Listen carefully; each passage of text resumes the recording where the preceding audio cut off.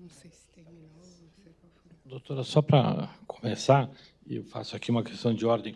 Nós entramos na sala de audiência, nós não estávamos com o celular, eu tenho um caderninho aqui anotando as perguntas que eu iria fazer, acaba a audiência, nós chegamos na sala ao lado, a senhora me pediu se eu poderia abrir o sigilo do celular do Worcari, e eu disse que não abriria, porque nós tínhamos receio, inclusive, dos vazamentos. As questões colocadas aqui pela senhora, questões que vieram do ministro Dias Toffoli, já estavam sendo noticiadas pela Malu Gaspar, e falo com tranquilidade porque nós processamos, inclusive, a própria Malu Gaspar, então não veio da defesa e não nos ajuda em nada isso. Mas é bom que fique consignado que as perguntas que foram feitas, e aqui, com maior respeito das autoridades, mas é bom que se diga, as perguntas que foram feitas hoje aqui, pela senhora, que eram perguntas ditas pelo ministro, estavam na imprensa noticiadas quando acabou o ato. Então, só para deixar claro, e aí, respondendo a sua pergunta, quando a senhora me disse, a senhora abre o celular? Eu digo, tem coisas pessoais. A senhora me disse, mas o sigilo é absoluto. O sigilo era absoluto, não deu, sei lá, 20 minutos, as questões estavam todas ali colocadas. Então, nós já, inclusive, já havíamos pedido a instauração de um inquérito para averiguar os vazamentos. Então, nós vamos relatar ao ministro corrido, deixo aqui consignado, mas esse caso aconteceu 20 minutos depois da audiência acabar. Também a nossa própria estranheza quando soubemos isso durante a audiência subsequente, conversávamos exatamente sobre isso. Necessidade de apurarmos isso, porque não há tranquilidade nessa questão. Mas, enfim, é o nosso compromisso, obviamente, e também a nós. E aí, muito claramente, acho que posso falar também pela polícia, e certamente pelo gabinete do ministro Toffoli, a nenhum de nós interessa qualquer dessa divulgação. Aliás, pelo contrário, porque isso nos torna a vida um inferno. Né? Claro. Todo mundo...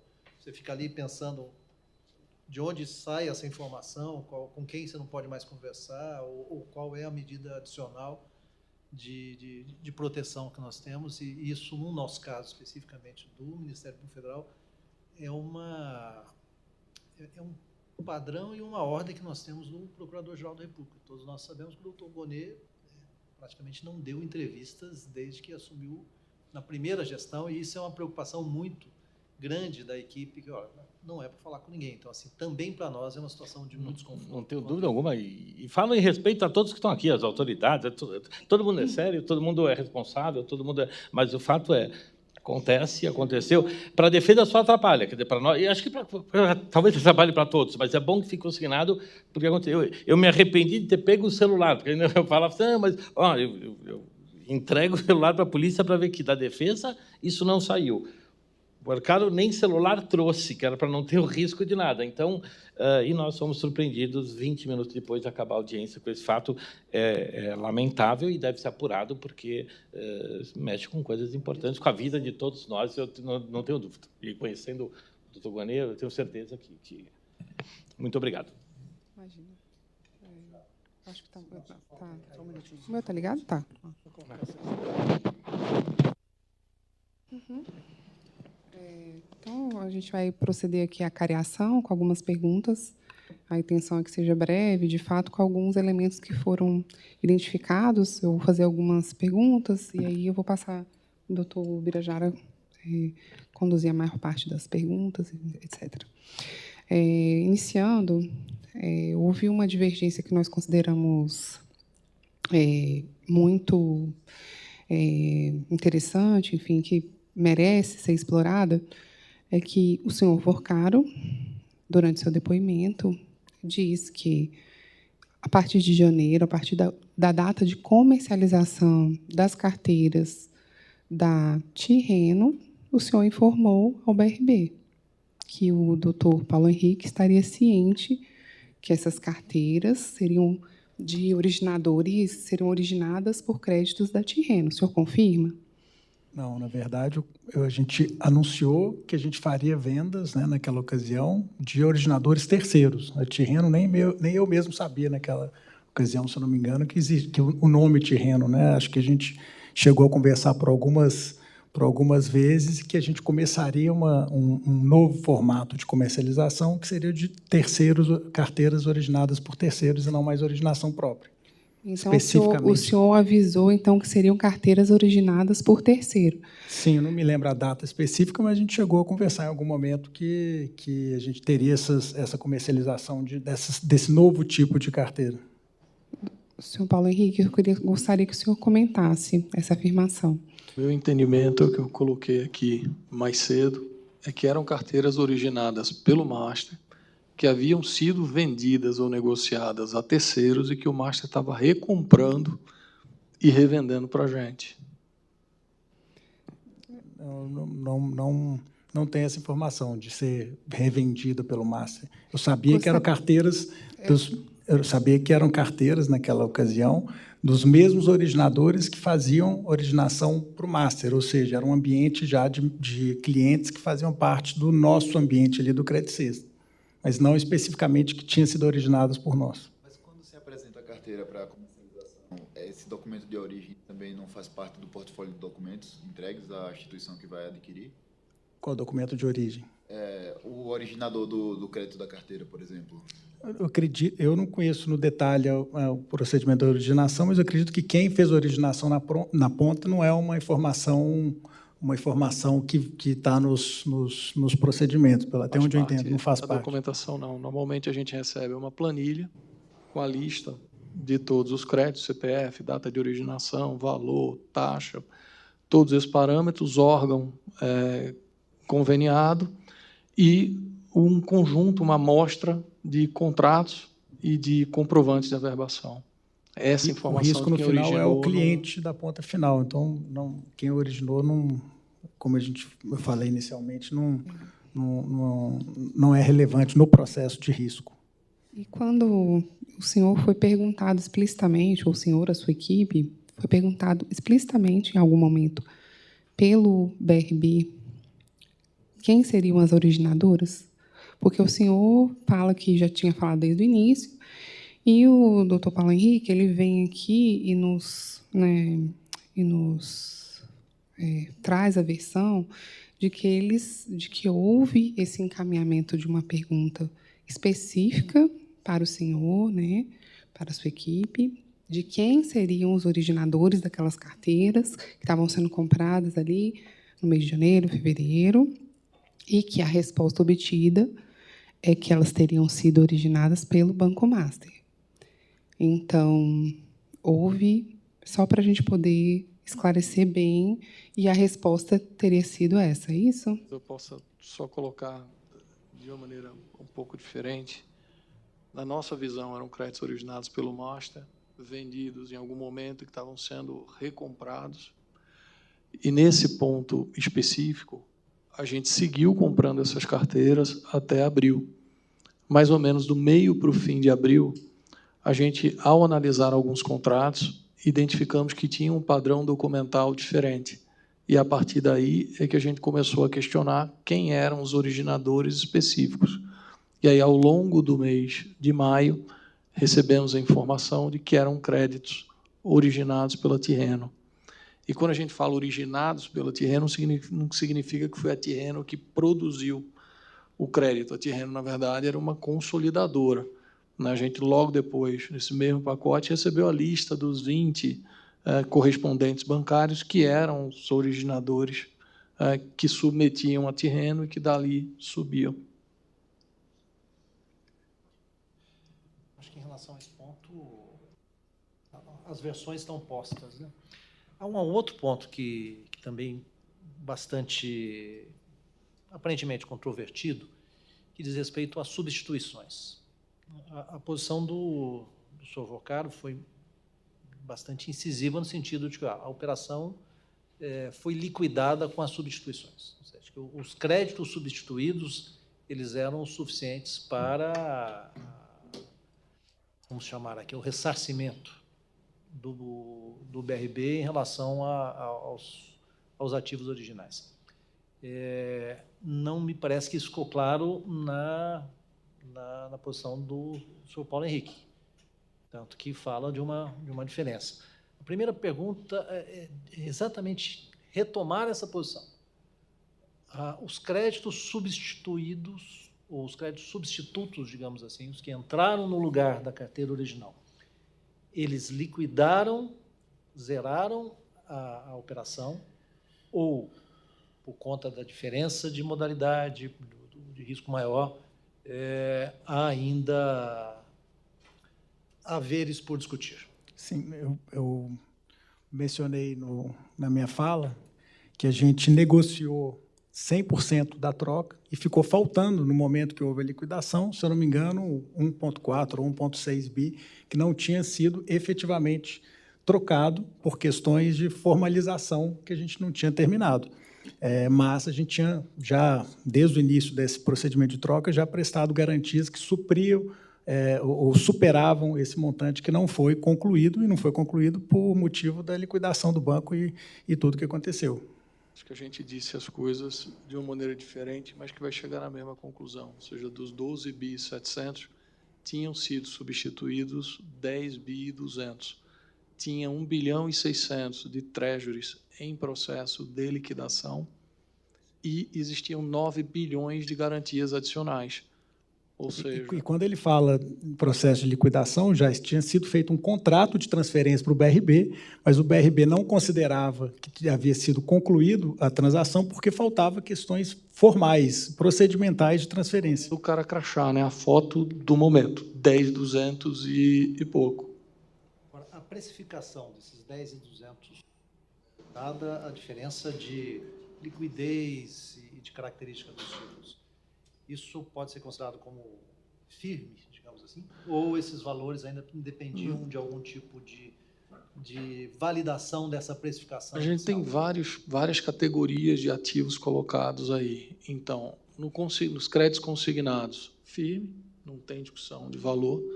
Nos créditos pessoa jurídica, firme, não tem discussão de valor. Nos imóveis que tiveram, inclusive, avaliação de terceiros independentes, não tem discussão de valor. Tem uma parte que são ações de empresas. Essas ações de empresas estavam em processo de avaliação. Pode haver discussão de valor sobre isso aí. Os CRIs e os FDICs? Os CRIs e FDICs não tem discussão de valor. Pelo contrário, a gente passou com deságio do valor já, que era do book do próprio Eu cheguei a Banco Master. O valor em relação a isso? Quem atribuiu o valor fomos nós. BRB. Nós colocamos 2 bilhões e 100 aproximadamente de deságio em relação a esses instrumentos, e em relação também aos imóveis houve uma diferença de valor significativa.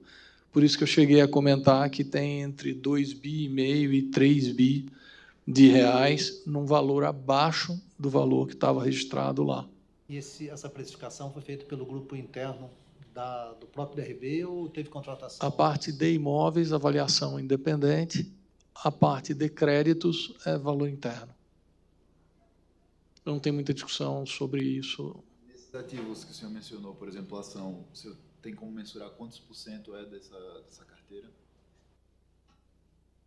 Quanto a precificação ainda está... O que estava pendente eram 800 milhões de precificação. Que é o que é relacionado a ações e esses ativos mais voláteis. São só ações. Só ações. O único item pendente de avaliação de preço eram as ações.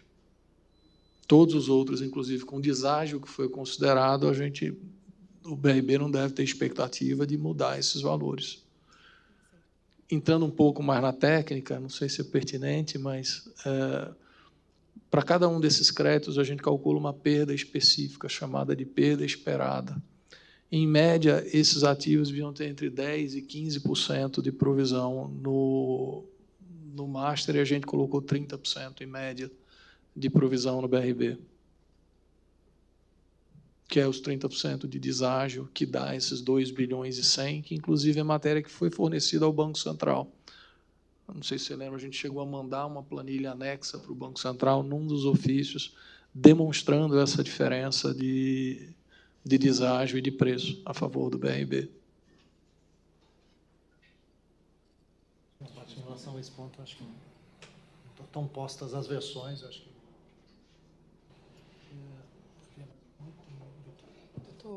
Doutor Adamec, o senhor tem mais algum apontamento? Não, a questão da conta. Ah, sim, é o extrato. O extrato, doutor Vorcaro, o senhor afirma que pagou, fez o pagamento pelas carteiras junto à Tirreno, os 6 bilhões, né? O senhor fala que é um extrato que reflete um valor de pagamento real pelos créditos que foram adquiridos junto àquela originadora. Na versão que nos foi aqui apresentada pelo senhor Paulo Henrique, acompanhado, né, e aí acompanhado pelo relatório do próprio Banco Central, aquele extrato foi apontado como um extrato contábil, enfim, tem um termo técnico, se eu me desculpe, e que não refletia a existência de saldo naquela conta.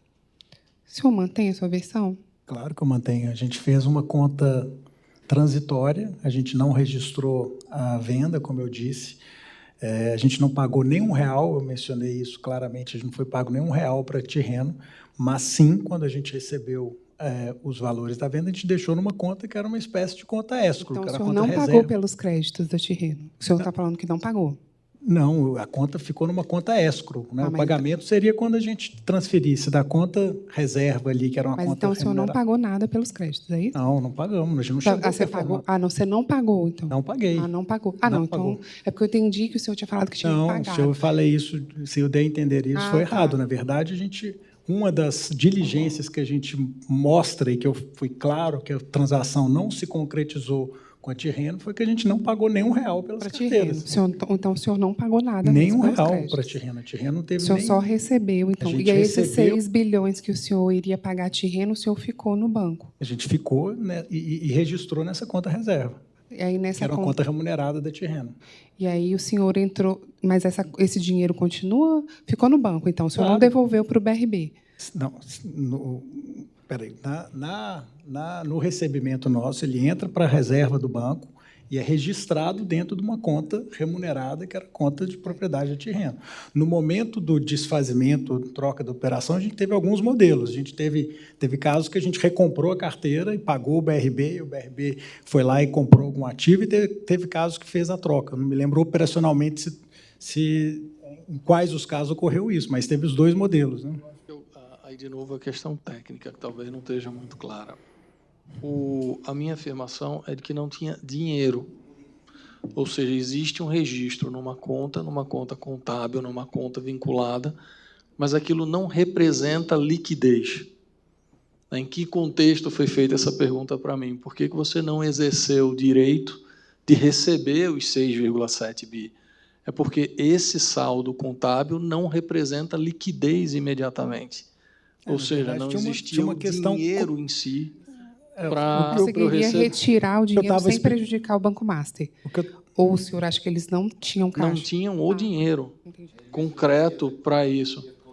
Eu ia causar uma quebra em sequência da Tirreno e do Master e afetar todo o processo de troca dos ativos no momento inicial do processo de troca. Para a gente lembrar, esse contrato foi assinado 25 ou 28 de maio com a Tirreno, ou seja, não tinha condição prática, fática, de exercer o direito imediato de pagamento. E o que eu estava explicando, Paulo, assim como o Master, o BRB e qualquer outro banco, inclusive os grandes, você tem os depósitos nas contas de cada cliente, mas a liquidez ela é um caixa reserva, ou seja, nenhum banco tem disponível a liquidez de todas as contas, de todos os investimentos que tem ali de liquidez imediata. Exato, é porque da mesma forma que o senhor não reservou o dinheiro para pagar, não teria como fazer esse pagamento para o BRB, caso a Tirreno, se eu tivesse que pagar pelos créditos, o senhor também não teria. A gente, como eu disse, até o dia 17 de novembro, a gente honrou todos os pagamentos, todos os resgates do banco. Óbvio, com dificuldade, com planejamento, porque a gente estava vivendo um momento ali de crise de liquidez, mas, sim, a gente, no momento inicial, obviamente, quando a gente ainda estava em tratativa, existia o planejamento da fusão ou da aquisição do BRB, que estava adquirindo o Banco Master, mas, independente disso, assim como a gente honrou os outros pagamentos, e honramos, nesse caso, também com o BRB, por meio da venda de outros ativos, a gente com certeza iria honrar. Até o dia 17 não existiu um cliente que pediu resgate ou que fez tinha algum compromisso do banco que não tenha sido honrado. E aí, Daniel, acho que tem uma coisa também, de novo, numa questão mais técnica, que é, você pode dar um ativo em dação de pagamento. Então, num caso concreto, a devolução do crédito, ou a recompra do crédito para o master poderia cumprir a obrigação dele de pagamento a Tirreno com a entrega do próprio crédito, sem movimentação financeira. É o que aconteceu ao final. Não, existia essa previsão contratual, mas o que existia era uma previsão de desconto daquilo que seria recebido. E, em tese, como que seria recebido?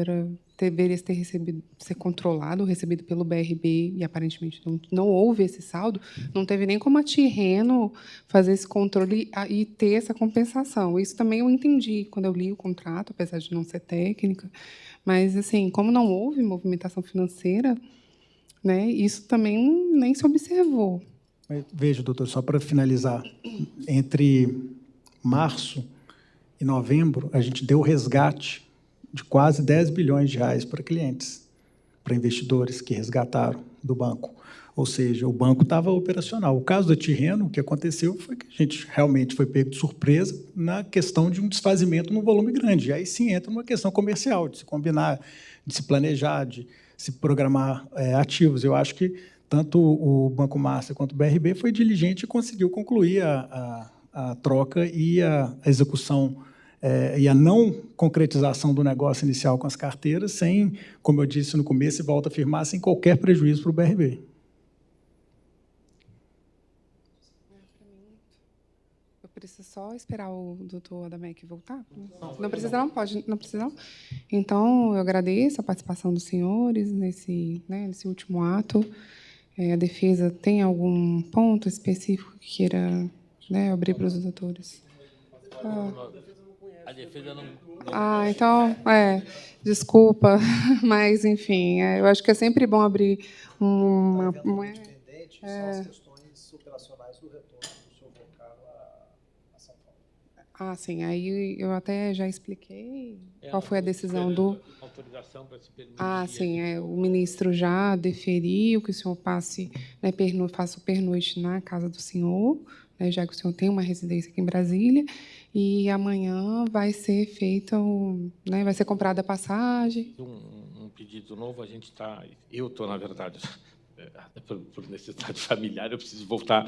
Então, eu acabei estando com um voo que me leva a São Paulo. Então, eu já questionei o ministro se ele poderia ou não. O ministro já respondeu. Já? Sim.